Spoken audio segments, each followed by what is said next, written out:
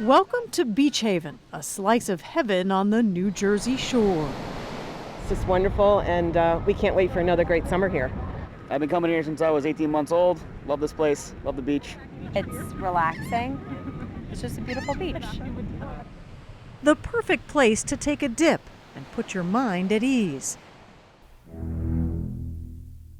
Unless, of course, you have a certain movie theme playing in your head.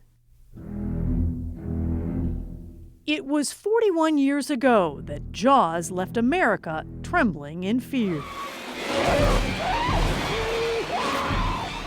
You know the story. Shark! It's a shark! A rogue shark terrorizing a tourist town. You're gonna need a bigger boat. While the book and blockbuster film are fiction, 100 years ago in New Jersey, there was the real thing, with eerie similarities to Jaws. It happened before. The Jersey Beach. 1916, there were five people chewed up in the surf. In 1 week. Tell them about the swimmers. A series of deadly shark attacks, and it began right here in Beach Haven. America thought they were having one last golden, gentle, innocent summer, but that wasn't to be. Author and physician Richard Fernicola has written about the 1916 events. The extraordinary nature of the attacks, the viciousness in that period, it still stands out. It stood out then, and it stands out even more perhaps in retrospect. Back then, sharks were a distant offshore curiosity. It was widely assumed they would never pose a threat to man. That all changed July 1st, 1916, when a 25-year-old accountant from Philadelphia, Charles Van Sant, went for a swim and was viciously attacked. Doctors said there was no doubt he'd been killed by a shark.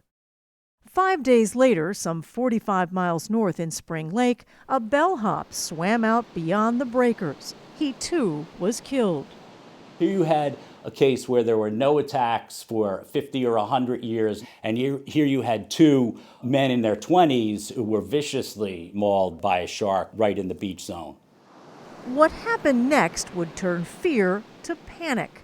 25 miles north, where the ocean waters meet Matawan Creek, a sea captain walking near a drawbridge saw a large shark heading upstream.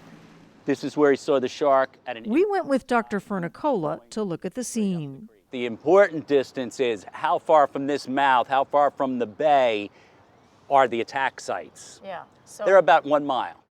In the next 45 minutes, the shark swam that mile, up to a swimming hole popular with boys from the town of Matawan, like 11-year-old Lester Stillwell. So right where we're going over Yes, right now? right where we're going over right now, exactly. It was here where the shark found Stillwell in the deepest part of that swimming hole and took him under. It's such a serene spot. Serene, tranquil, yes, it does I mean, you seem. just would not expect No. that No. right here. You wouldn't.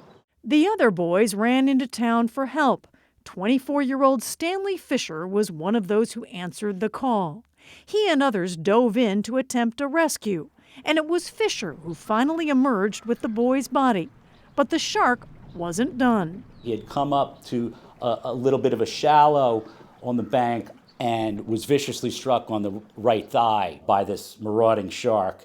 It spun him around twice, took him under twice. The boy was dead. Fisher died a few hours later. They dammed up the creek, and so the creek is more narrow and more shallow than it would have been at that time. So For John Nichols, Fisher's death isn't just fact, it's family. Stanley was Nichols' great-uncle, and something more. He's a man in your family who died a hero.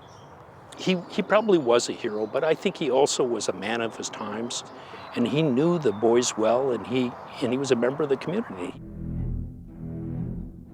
And the community, and all of America, it seemed, wanted revenge. Crowds descended on New Jersey to hunt the shark. They set up bounty rewards for sharks. They used dynamite and took old spears and pitchforks and rifles and other weapons to try to hunt the shark. The way you describe it, it sounds almost like a frenzy. It was absolutely a frenzy. Sharks became public enemy number one. And to this day, random shark attacks are always front page news. Although they're extremely rare, there were a record 98 attacks worldwide in 2015, including 6 fatalities. Last month, sharks bit swimmers off the coasts of Florida and California. But the experts say the fact of the matter is that humans are the real threat to sharks, with some 100 million killed every year, primarily for shark fin soup. So we have 26 sharks in this exhibit. We have sand tiger sharks, which you can see above you right now, So- the ones that teeth hang out. Like this one here, Yeah, right? like that one. Shark educators like Nikki Grandinetti at the Adventure Aquarium outside Philadelphia work to convince people that sharks, if not exactly our friends, are a vital part of the ecosystem.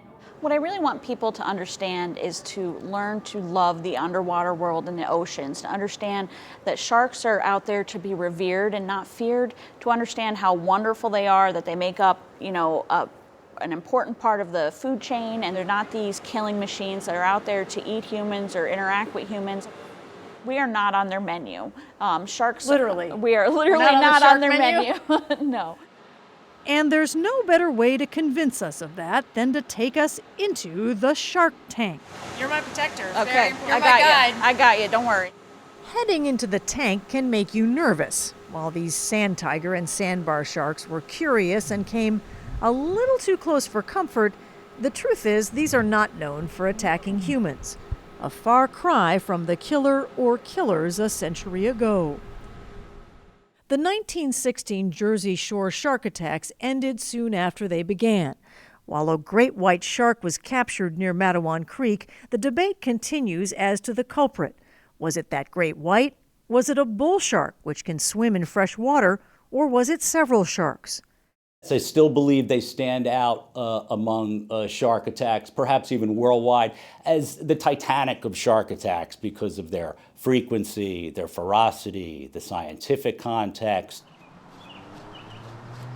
At Stanley Fisher's gravesite, John Nichols pays his respects to the relative he never met but grew to know and admire. He just was in the wrong place at the wrong time in a bizarre set of circumstances that will never be repeated again. So you don't blame the shark, it sounds like. I don't blame the shark. I mean, it was a collision course, and I don't hold any animosity toward that shark or sharks in general. And if he doesn't, maybe we shouldn't either.